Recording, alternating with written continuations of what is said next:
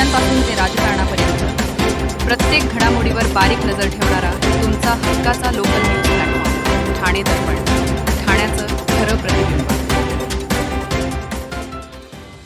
Ghodbunder road येथील आझादनगर भागात शुक्रवारी दुपारी घराचा सज्जाचा भाग शेजारच्या घरावर कोसळून झालेल्या दुर्घटनेत 12 वर्षीय जयकुमार जयस्वाल याचा मृत्यू झाला आहे. या दुर्घटनेत त्याची आई उर्मिला जयस्वाल आणि धाकटा भाऊ विनीत जयस्वाल हे गंभीर जखमी झाले असून त्यांच्यावर मानपाडा येथील खाजगी रुग्णालयात उपचार सुरू आहेत.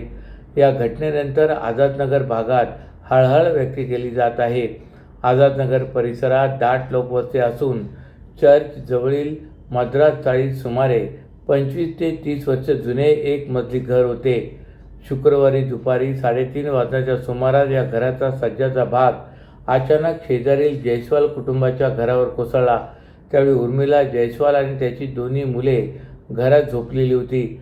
सज्जा कोसळल्याने घराच्या छताचा काही भागही पडला आणि तिघेही ढिगाऱ्याखाली अडकले. घटनेची माहिती मिळताच स्थानिक नागरिकांनी बचाव कार्य सुरू केले. मात्र जयकुमार यांच्या डोक्याला गंभीर दुखापत झाल्याने त्याचा जागीच मृत्यू झाला. उर्मिला आणि विनीत यांच्या डोक्यालाही गंभीर दुखापत झाली असून त्यांना तातडीने मानपाडा येथील खाजगी रुग्णालयात दाखल करण्यात आले. दुर्घटनेची माहिती मिळताच स्थानिक नगरसेवक, ठाणे महापालिकेचे उपायुक्त दिनेश तायडे, सहाय्यक आयुक्त सोनल काळे, मुख्य अग्निशमन अधिकारी गिरीश झळके, आपत्ती व्यवस्थापन विभागाचे अधिकारी YM तडवी, कापूरवाडी पोलीस ठाण्याचे अधिकारी व कर्मचारी तसेच अग्निशमन दल आणि आपत्ती व्यवस्थापन विभागाचे पथक घटनास्थळी दाखल झाले. खबरदारीचा उपाय म्हणून चाळीतील 3 घरे रिकामी करण्यात आली असून परिसरात धोकापट्टी लावण्यात आली आहे. गौरी गणपती उत्सवासाठी कोकणात जाणाऱ्या प्रवाशांची वाढती गर्दी लक्षात घेऊन ठाणे रेल्वे स्थानकात आजपासून अतिरिक्त आरक्षण खिडकी सुरू करण्यात आली. यामुळे कोकणवासियांना तिकीट आरक्षणासाठी मोठा दिलासा मिळाला आहे. गणेशोत्सव हा महाराष्ट्राचा महासण मानला जातो. दरवर्षी मुंबई, ठाणे आणि मुंबई उपमहानगर प्रदेशातील लाखो कोकणी नोकरदार आपल्या मूळ गावी कोकणात जातात. यंदा गणेशोत्सव 14 सप्टेंबर 2026 पासून सुरू होत असून त्यासाठीचे 60 दिवस आधीचे आगाऊ रेल्वे आरक्षण 11 जुलै ते 30 जुलै 2026 या कालावधीत होणार आहे. या काळात रेल्वे आरक्षण केंद्रांवर प्रचंड गर्दी होत असल्याने प्रवाशांना मोठ्या त्रासाला सामोरे जावे लागते. ही बाब लक्षात घेऊन ठाणे लोकसभेचे खासदार नरेश म्हस्के यांनी रेल्वे प्रशासनाकडे विविध महत्त्वपूर्ण मागण्या लावून धरल्या होत्या.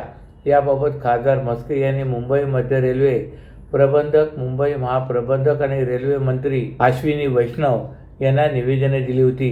गणेशोत्सवासाठी कोकणात जाणाऱ्या लाखो नोकरदारांची होणारी गैरसोय लक्षात घेऊन ठाण्याचे खासदार नरेश म्हस्के यांनी रेल्वे मंत्री अश्विनी वैष्णव यांच्याकडे ठाणे सावंतवाडी विशेष धर्मवीर आनंद दिघे एक्सप्रेस सुरू करण्याची मागणी केली होती.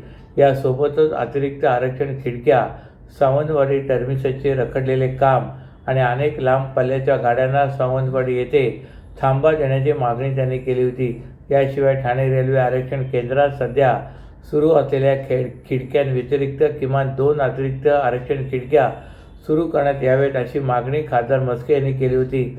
रेल्वे प्रशासनाने या मागण्या मान्य करत ठाणे स्टेशन पोस्ट ऑफिससमोर 2 आरक्षण खिडक्यांची व्यवस्था केली असून या आरक्षण खिडकीचा शुभारंभ आज 11 जुलै रोजी खासदार म्हस्के यांच्या हस्ते करण्यात आला.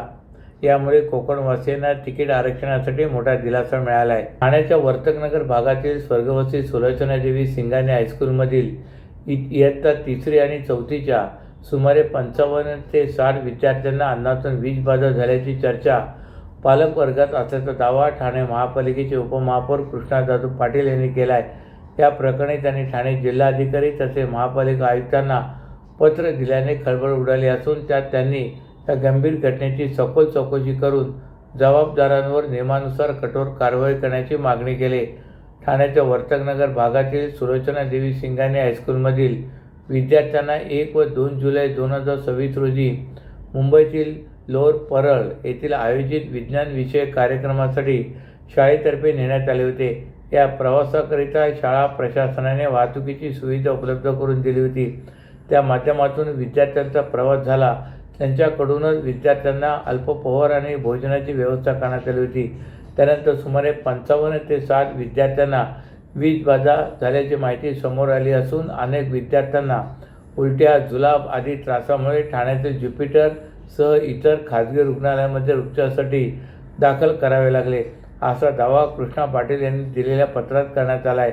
या घटनेत शाळा प्रशासनाने तातडीने जबाबदारी स्वीकारून आवश्यक उपाययोजना करण्याऐवजी दुर्लक्ष केल्याचा आरोप उपमहापौर पाटील यांनी केला आहे.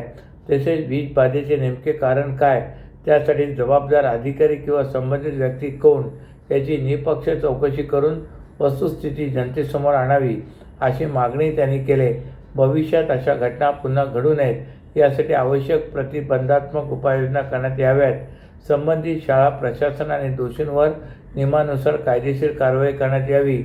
तसेच आवश्यक असल्यास पोलिसात गुन्हा दाखल करण्याबाबत संबंधित अधिकाऱ्यांना निर्देश द्यावेत, अशी विनंती त्यांनी पत्राद्वारे केली आहे.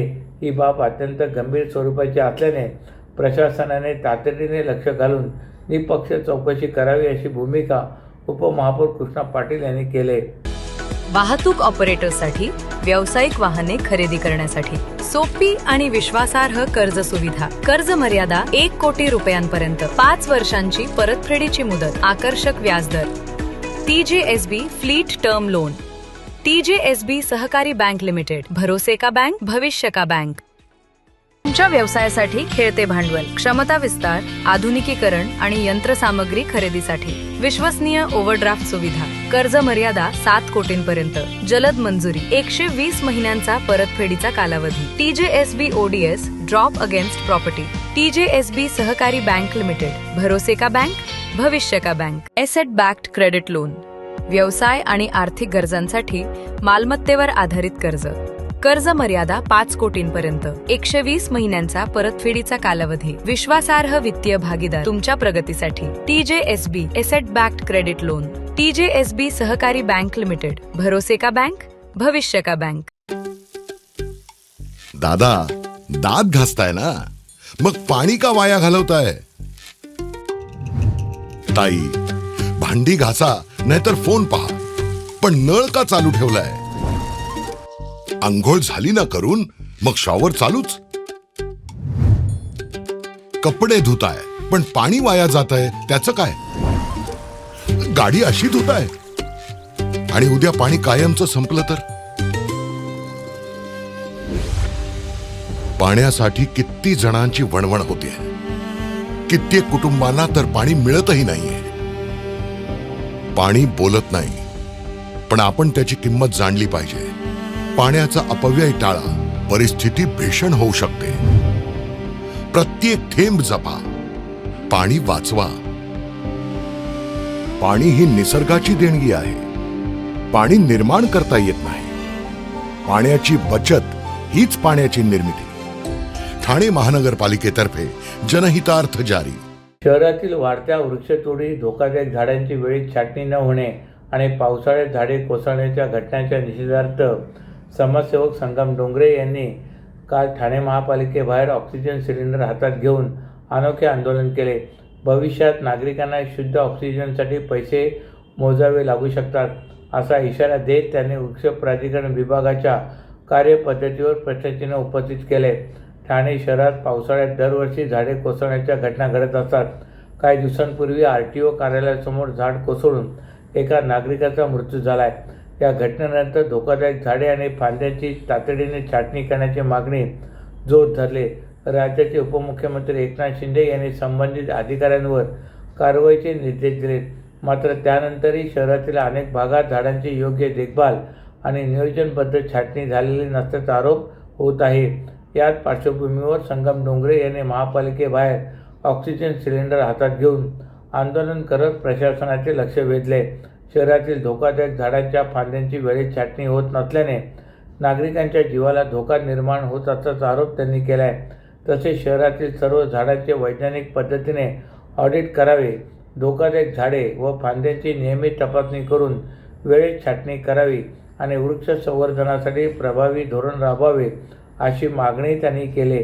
यावेळी बोलताना डोंगरे यांनी वृक्ष प्राधिकरण विभागाचे अधिकारी केदार पाटील यांच्यावर निष्काळजीपणाचा आरोप करत त्यांच्यावर निलंबनाची कारवाई करावी. तसे आयुक्त सौरभ राव यांनी या प्रकरणाची गंभीर दखल घेऊन दोषींवर तातडीने कारवाई करावी अशी मागणी केली आहे. ठाण्याच्या नौपाडा भागातील मुदतबाह्य दूध पाव सोसायटीत फेकून देणाऱ्या ऑनलाईन वस्तू विक्री करणाऱ्या नामांकित कंपनीच्या गोदामाला ठाणे अन्न व औषध प्रशासनाने टाळे लावले. त्या कंपनीकडून गांजा ओढण्यासाठी लागणाऱ्या कागदाची विक्री केली जात होती. भाजपच्या स्थानिक नगरसेवकाने केलेल्या तक्रारीनंतर ही कारवाई करण्यात आली. नौपाडा येथील शिवानंद सोसायटीतील तळघरामध्ये मे राज डी रिटेल प्रायव्हेट लिमिटेड कंपनीचे गोदाम आहे. या कंपनीकडून नामांकित बड्या कंपनीच्या नावाने ग्राहकांना दूध पावासह जीवनावश्यक वस्तूंची विक्री केली जाते. मात्र गेल्या काही दिवसांपासून विक्री झालेलीच नाही. तसेच मुदतबाह्य दूध पावासह जीवनावश्यक वस्तू शिवानंद सोसायटीच्या आवारात फेकून दिले होते. त्यामुळे परिसरात दुर्गंधी पसरली होती. याबाबत सोसायटीतील रहिवाशांनी आक्षेप घेतला, पण त्यांच्यावर दादागिरी केली जात होती. महापालिकेच्या स्वच्छता निरीक्षकावरही शनिवारी सकाळी कंपनीच्या कर्मचाऱ्यांनी दादागिरी केली. रहिवाशांनी याबाबत माहिती देताच भाजपचे नगरसेवक संजय वाघोले यांनी घटनास्थळी धाव घेऊन गोदामाची पाहणी केली. त्यानंतर अन्न आणि औषध प्रशासन विभागाच्या FDA ठाणे कार्यालयाकडे तक्रार केली. अन्न व औषध प्रशासनाचे आयुक्त तुकाराम मुंडे यांच्या नेतृत्वाखाली ठाणे अन्न सुरक्षा अधिकारी महेंद्र गायकवाड यांनी शिवानंद सोसायटीतील गोदामाची आणि सोसायटीतील आवाराची पाहणी केली. त्यावेळी ठिकठिकाणी अस्वच्छता असल्याचे आढळले. गोदामात अस्वच्छतेबरोबरच मुदतबाह्य अन्न पदार्थांचा साठा स्वतंत्रपणे केला नसल्याचे आढळले. त्यानंतर त्यांनी गोदामाला टाळे लावण्याचा निर्णय घेतला आहे. मुदतबाह्य अन्न पदार्थांची विल्हेवाट न लावता गोदामाच्या परिसरात फेकल्यामुळे दुर्गंधी येत आहे. तसेच मुदतबाह्य अन्न पदार्थांची विल्हेवाट करेपर्यंत दैनंदिन व्यवहार बंद करावेत. सहाय्यक आयुक्तांकडे अटीची पूर्तता केल्याशिवाय गोदाम सुरू करू नये अशी नोटीस गोदामाचे व्यवस्थापक कासिम मोमीन याला बजावले. या वृत्तात ठाणे अन्न सुरक्षा अधिकारी महेंद्र गायकवाड यांनी दुजोरा दिला आहे. अशाच नव्या आणि ताज्या बातम्यांसाठी ठाणे दर्पणच्या पेजला लाईक करा आणि फॉलो करायला विसरू नका.